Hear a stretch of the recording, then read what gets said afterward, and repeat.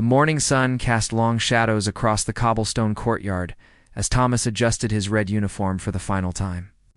Today marked his first day as a Queen's Guard at Buckingham Palace, a dream he had chased since childhood. His father had served before him, and his grandfather before that. The weight of tradition pressed against his chest like the heavy bearskin hat that would soon crown his head. Remember, son. His father had whispered the night before, once you take that position, you become more than a man. You become a symbol. The tourists will try everything to make you smile, laugh, or move. Children will tug at your uniform. Adults will whisper jokes in your ear. But you must remain still as stone. Thomas nodded, understanding the gravity of his role, but nothing could have prepared him for what lay ahead. As he walked through the palace gates, he noticed the crowd already gathering. Hundreds of tourists with cameras ready, children bouncing with excitement, street performers hoping to catch some attention near the famous guards. The sergeant major appeared beside him, a weathered man whose eyes had seen decades of service. First-day nerves are natural, lad. But remember the first sacred rule we live by. Complete stillness preserves the dignity of the crown. Every movement, every glance, every breath must be controlled. You are not Thomas anymore. You are the embodiment of centuries of British tradition.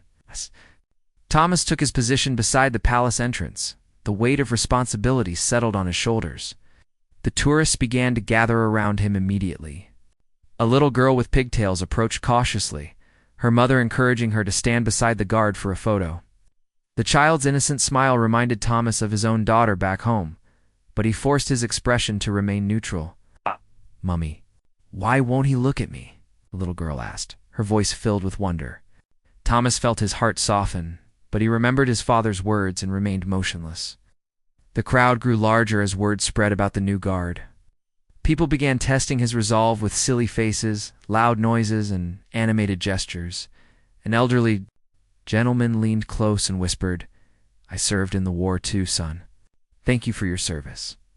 Thomas wanted desperately to acknowledge the veteran's respect, but the rules were clear. No response, no acknowledgement, no breaking of character.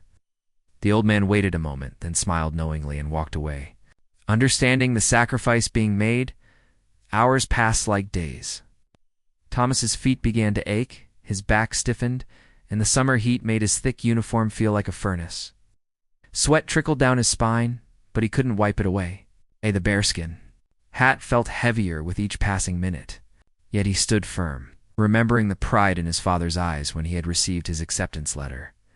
A group of teenagers approached, determined to get a reaction. They started with funny faces, then moved to loud jokes, and finally began making rude gestures.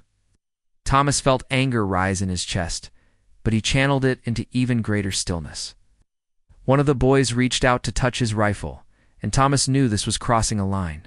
The second rule echoed in his mind: protect the post and the crown at all costs, but only react when absolutely necessary.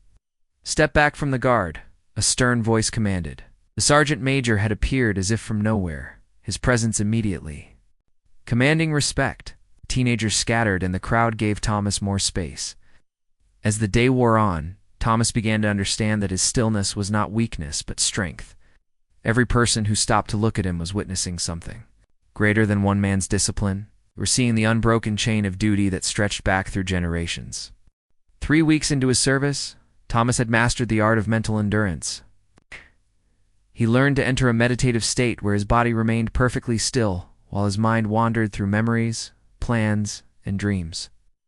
The tourists had become a familiar backdrop to his daily routine, but today brought an unexpected challenge that would test every rule he had sworn to follow. Margaret Chen, a travel blogger from Singapore, had been visiting London with her elderly mother, Mrs. Chen, who suffered from dementia. The old woman had become fixated on Thomas, convinced he was her late husband who had served in the British Army during World War II. Despite Margaret's gentle attempts to redirect her mother's attention, Mrs. Chen approached Thomas with tears streaming down her weathered cheeks. "James, my dear James," she whispered, reaching out with trembling hands. "I've been waiting for you to come home. The children miss you so much." Her voice cracked with decades of held emotion, and the crowd around them fell silent, sensing something profound was happening. Margaret tried to pull her mother away, embarrassed by the scene, but Mrs. Chen was determined to reconnect with the husband. She saw in Thomas's uniform. Thomas felt his heart breaking as he watched the elderly woman's confusion and pain. Every fiber of his being wanted to comfort her, to tell her gently that he wasn't her husband then. But the third rule was absolute: never break character, regardless of the emotional situation. He had been warned about moments like this during training. The sergeant major had told them stories of guards who faced crying children, grieving relatives, and people in distress, all while maintaining their stoic composure. "Please, James, just look at me," Mrs. Chen pleaded, her voice growing more desperate. The crowd watched in uncomfortable silence as Margaret tried to explain to bystanders that her mother had dementia. Some tourists lowered their cameras, realizing they were witnessing something too personal to photograph. Others whispered among themselves about the guard's apparent coldness in the face of such obvious distress. A young man in the crowd called out, "Come on, mate, can't you see she's confused? Let's give her a smile or something." Duh. Others began to murmur agreement, their earlier admiration for the guard's discipline turning to criticism of his seeming heartlessness. Thomas felt the weight of their judgment, but he also remembered the fourth rule his sergeant major had drilled into them: the opinions of observers must never influence duty. Margaret finally managed to guide her mother to a nearby bench, where they sat together. Mrs. Chen continued to stare at Thomas, occasionally waving and calling out to him. Throughout the remaining hours of his shift, Thomas could hear her voice carrying on the wind, sometimes singing old wartime songs, sometimes just calling his name. Each word was like a small knife to his heart, but he remained motionless. After his shift ended and he had returned to the guardhouse, Thomas sat alone in the changing room, still hearing Mrs. Chen's voice in his mind. The sergeant major found him there, understanding immediately what had happened. "Difficult day?" he asked simply. "How do you bear it?" Thomas asked, his voice heavy with emotion. "That woman needed comfort, and I gave her nothing." Her daughter was embarrassed. "The crowd thought I was heartless, and all I did was stand there like a statue." The sergeant major sat down beside him, removing his own ceremonial hat. 23 years I've been doing this job, lad. I've seen crying children, grieving widows, desperate people seeking connection.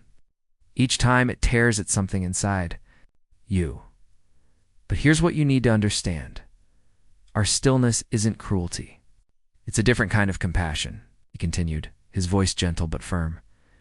"That woman saw in you what she needed to see. If you had broken character, spoken to her, the illusion would have shattered, would have been forced back into her. Painful reality. For those few hours, she believed her husband had returned. Sometimes the greatest kindness we can offer is to be exactly what people need us to be, even when it breaks our hearts to do it." The autumn rain had been falling for 3 days straight, turning the usually bustling palace grounds into a soggy, miserable landscape. Thomas stood at his post, water dripping steadily from his bearskin hat, his red uniform darkened and heavy. With moisture, most tourists had sought shelter, leaving only the most dedicated photographers and a few hardy souls who seemed determined to test the guard's resolve regardless of weather. Among them was a small boy named Oliver, no more than 7 years old, who had been coming to see Thomas every day for the past week. Unlike other children who quickly grew bored when the guards didn't respond, Oliver seemed fascinated by the challenge. He would arrive each morning with his grandmother, position himself directly in front of Thomas, and begin what he called his daily mission to make the soldier smile. Today, Oliver wore a miniature red coat that his grandmother had bought him, clearly trying to match Thomas's uniform. Despite the rain, he stood at attention, mimicking Thomas's posture with remarkable dedication for someone so young. His grandmother, Mrs. Eleanor Hartwell, watched from beneath a large umbrella, her eyes filled with a mixture of amusement and something deeper that Thomas couldn't quite identify. "I know you can hear me," Oliver announced to Thomas, his small voice carrying surprising authority. "My gran says soldiers are the bravest people in the world, and brave people help other people. I need help with something very important." Boy's serious tone caught the attention of nearby tourists, who gathered closer despite the rain. Oliver reached into his coat pocket and pulled out a crumpled photograph. "This is my daddy," he said, holding the picture up toward Thomas's face. "He was a soldier too, but he went to heaven last year. Gran says all soldiers know each other, so maybe you knew him." A photograph showed a young man in military dress, uniform, his smile bright and proud. Thomas felt his chest tighten as he looked at the image of the fallen soldier. The boy's father couldn't have been more than 25, and the family resemblance was unmistakable. Oliver had his father's determined chin and bright eyes. The fifth rule echoed in Thomas's mind: maintain emotional detachment at all times. But this felt different from anything he had experienced before. "Gran says Daddy is watching over us, but sometimes I forget what his voice sounds like," Oliver continued, his small hand trembling slightly as he held the photograph. "I thought maybe if I could make a real soldier smile, Daddy would know I'm being brave like him. Do you think that would work?" Mrs. Hartwell stepped forward, her own eyes glistening with unshed tears. "I'm sorry," she said quietly to the surrounding crowd. His father died in Afghanistan. Oliver believes that if he can connect with another soldier, somehow it will help him feel closer to his dad. "We've tried counseling, but he's fixated on this idea." The tourists around them had gone completely silent, some wiping away tears of their own. Thomas felt every muscle in his face wanting to respond, to give this grieving child what he desperately needed. But the rules were clear, and breaking them would mean the end of his career and the betrayal of centuries of tradition. Oliver waited patiently, small frame shivering in the cold rain. Minutes passed that felt like hours. Finally, the boy carefully folded the photograph and put it back in his pocket. "It's okay," he said, his voice trying to be strong. "Gran says sometimes brave people have to do hard things, even when it makes them sad. Maybe you're being brave right now, too."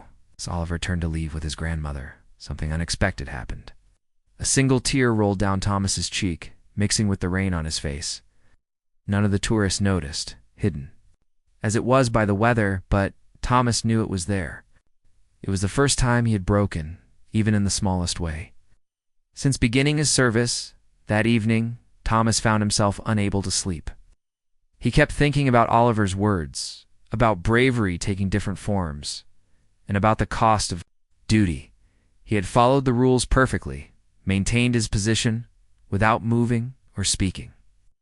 But he wondered if true bravery might sometimes require breaking those same rules he had sworn to uphold. The morning of November 11th brought with it a crisp clarity that seemed to sharpen every detail of the palace grounds. Remembrance Day always carried special weight for the guards, but this year felt different for Thomas as he took his position. He noticed the usual crowd of tourists was mixed with veterans wearing their medals with quiet pride and families carrying wreaths and photographs of lost loved ones. Among them, Thomas spotted a familiar figure. Oliver had returned, but this time he wasn't alone. Beside him stood 3 other children, all roughly the same age, and each carrying a small poppy. Mrs. Hartwell accompanied them, but she hung back, allowing the children to approach on their own. Thomas recognized the determination in Oliver's stride, the same purposeful walk he had observed over the past weeks. "This is him," Oliver announced to his companions. "This is the soldier I told you about. His name is Thomas." Thomas was startled to hear his own name. How had Oliver discovered it? The boy seemed to sense his surprise and smiled slightly. "I asked the nice man at the gate. Said all soldiers deserve to have their names known, especially today." Other children arranged themselves in a small semicircle in front of Thomas. Oliver stepped forward, acting as their spokesperson. "We're the Remembrance Club from St. Mary's Primary School," he said with serious formality. "We all have daddies, or granddaddies, who were soldiers. Some went to heaven, and some came home different. We want to do something special for them." One of the girls, a shy child with red hair and freckles, held up a handmade card.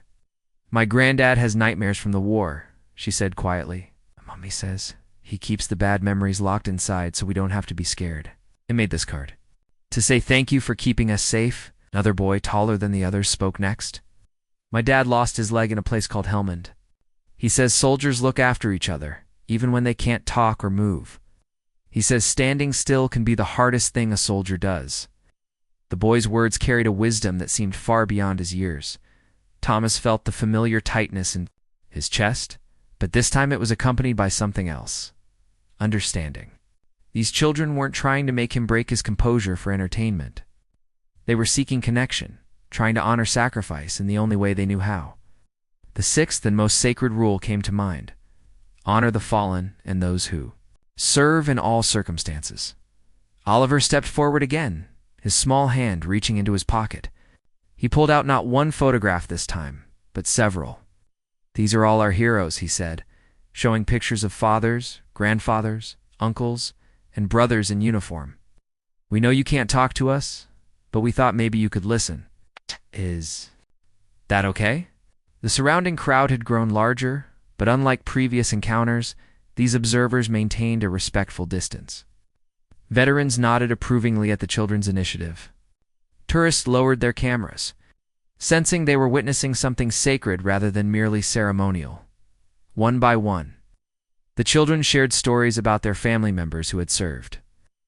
They spoke of bedtime stories about faraway places, of medals kept in special boxes, of photographs on mantelpieces, and of empty chairs at dinner tables. Each story was told with the raw honesty that only children possess, free from the careful politeness that adults use to discuss difficult subjects. As the children spoke, Thomas found himself transported to his own childhood, remembering similar stories his father had shared about his grandfather's service. He thought about the invisible threads that connected all soldiers across time and space, the shared understanding of duty and sacrifice that bound them together even when words couldn't be spoken. The final child. Oliver's friend Sarah held up a small wooden soldier that had obviously been carved by hand. "My daddy made this for me before his last deployment," she said. "He said that all soldiers, even toy ones, have important jobs to do. They remind us to be brave when things are scary." She placed the wooden soldier at Thomas's feet, simple offering that carried profound meaning. When all the children had finished sharing, they stood together in silence for a moment. Then, without any prompting, they began to recite the Lord's Prayer, their young voices joining together in quiet reverence. Thomas felt tears threatening again, but this time they were tears of pride rather than sorrow. These children understood something fundamental about service and sacrifice that many adults had forgotten. Winter had settled over London like a heavy blanket, and Christmas was just a week away. The palace grounds sparkled with frost, and the tourist crowds had swelled with holiday visitors from around the world.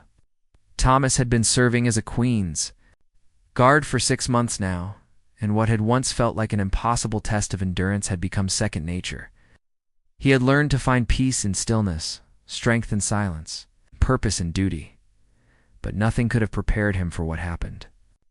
On this particular December morning, as he took his position, he noticed unusual activity near the palace gates. A small convoy of black cars had arrived, and several officials were speaking in hushed tones with the sergeant major. Thomas couldn't see what was happening clearly from his post, but something important was clearly unfolding. The crowd of tourists seemed larger and more excited than usual. Among them, Thomas spotted several familiar faces: Oliver and his grandmother, the shy red-haired girl from Remembrance Day, and even Mrs. Chen with her daughter Margaret. What were they all doing here together? The mystery deepened when he noticed. They were all carrying envelopes and small gifts. The sergeant major approached Thomas's post, his expression serious, but with an unusual warmth in his eyes. "Guard Thompson," he said formally, using Thomas's surname as required by protocol. "You have been selected for a special assignment. Please maintain your position while I explain the situation." As the sergeant major spoke, Thomas learned that word of his interactions with the children and visitors had reached higher levels of command, rather than criticism for the emotional connections that had formed. His superiors had recognized something remarkable: his ability to serve as a bridge between the institution and the people it protected, all while maintaining perfect adherence to protocol.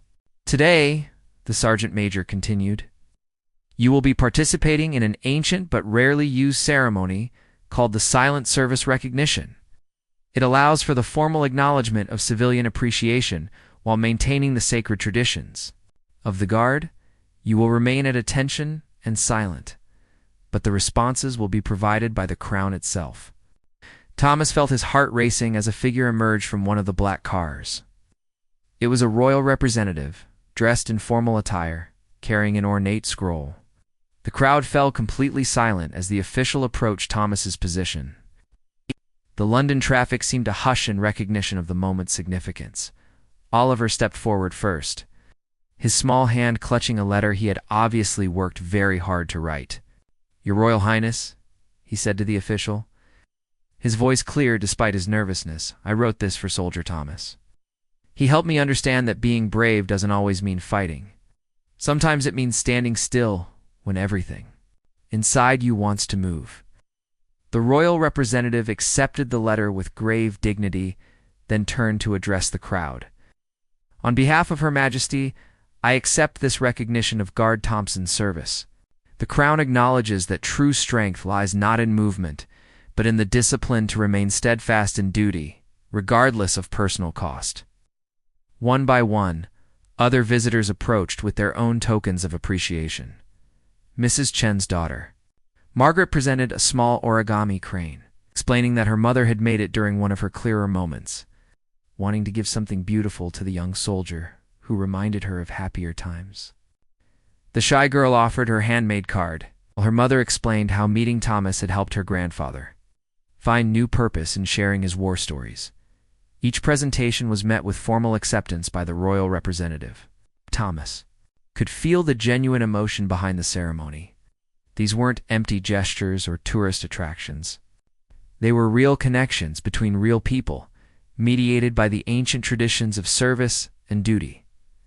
As the ceremony concluded, the royal representative turned to Thomas one final time. "Guard Thompson," he said, his voice carrying the weight of centuries of tradition, "your service exemplifies the highest ideals of the Queen's Guard.